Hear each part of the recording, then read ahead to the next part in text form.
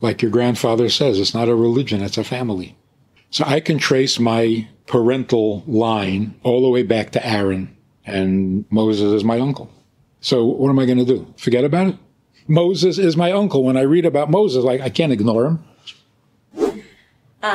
I'm Gabriela, and I'm born in Brazil, South Brazil. And I'm here for, my grandfather asked me to come because he's Jewish. And I was talking with him in the car. It's like, why you want to go to the Orthodox community? I say, because it's like in my family tree, and I want to know because I love history. So his grandparents, his parents, her mother is Italian.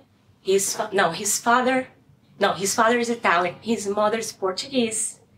And they got married, live in Portugal, and have the Inquisition, Catholic. They run away to Brazil by boat. And they go to Recife. That is like north. Recife. Recife. How do you know that? They go to Recife, and but he lost their parents young, a disease in the area. So he lost the contact with the community. Their parents was Orthodox. And he goes to South to work. He got married with a non-Jewish person, and he kind of lost but he still is Jewish a lot. He explained to me a lot about the religion. That I was explaining to him that he said, we are not a religion, we are a people, we're born to it. So I say that religion, but so sorry. Amazing. That is so amazing. Yeah. It's been 500 years. 500 years later. That is so awesome. Under the Inquisition in Spain, in Portugal, 500 years ago, Jews were forced into conversion, and they kept their Jewish life a secret. Yeah. And they practiced in the basement and the cellars and the whatever. And eventually, they were absorbed into the Catholic Church and so on. But in some way, they remained Jewish. And they had secret codes to identify each other, that they know without having to say. So they gave themselves family names, all of them named after trees. That's a good way. So that was their code for... And then, of course, they moved all over the world, particularly to Brazil and to South America. And they still have that Jewish identity 500 years later. They don't practice it. They don't even know what it means, but they know they're Jewish. 500 years.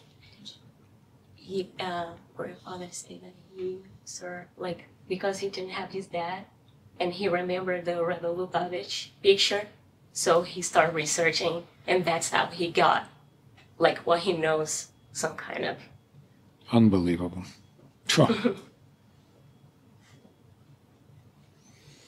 We were in Costa Rica doing a learn and study and tour, and we're out in the jungle, in the rainforest, and the natives there are wearing a Star of David. I said, why you wear that? Don't know, just from the parents. Yeah. Yep. Amazing. 500 years later, and many of them are coming back, finding their roots. That's fascinating. So how do you explain that Jewish people just keep their identity so much? How do you explain that? Why is that? Oh boy, it's almost miraculous. It's not human. Mm-hmm. It's not. Okay. Particularly with all the suffering and all the persecution, it's such good reason to just forget about it. Mm-hmm. So stop being Jewish. It's safe. There's something about when God decides you're Jewish, there's nothing you can do about it. So, like your grandfather says, it's not a religion, it's a family. So I can trace my parental line all the way back to Aaron, Moses' brother. I'm from that tribe. I'm a descendant of Aaron, and Moses is my uncle. So what am I going to do? Forget about it? I'm not religious. I don't believe. He's my uncle. What am I going to do? Moses is my uncle. When I read about Moses, like, I can't ignore him. So it's just a reality, a truth. But it doesn't mean separation. It doesn't mean that we're at odds with the rest of the world, although it sometimes appears that way. On the contrary, our mission is to let the world know that we're all working for the same cause, and that is to make the world more godly. The key word is godly, by the way. Not spiritual, not religious, not holy. Because there were holy people who were also evil people. And there were spiritual people who were evil people. So spiritual, holy, religious, you need to check it out.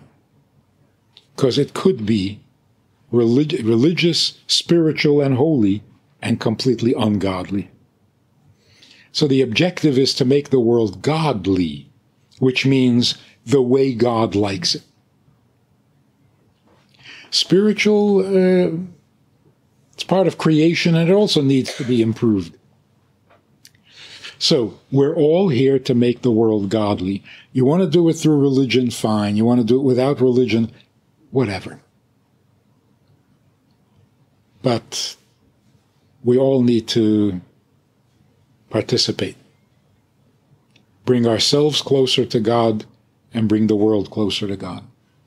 The fact that Jews do it in a unique way with extra commandments, all right, so it's still the same project. And that's why this community is so open. You know, you can break it down this way. There are some communities that just don't want you. Stay out of our neighborhoods. We're not as a zoo. We're not here to be studied like anthropology or something. So just don't come to our neighborhoods. Leave us alone. Then there are those who say, yeah, you want to come to the neighborhood? Come to the neighborhood. I don't mind. And then there are those who are welcoming. Oh, very nice of you to come. What would you like to see? And then there's us. Why don't you come? Please come. We have something to share.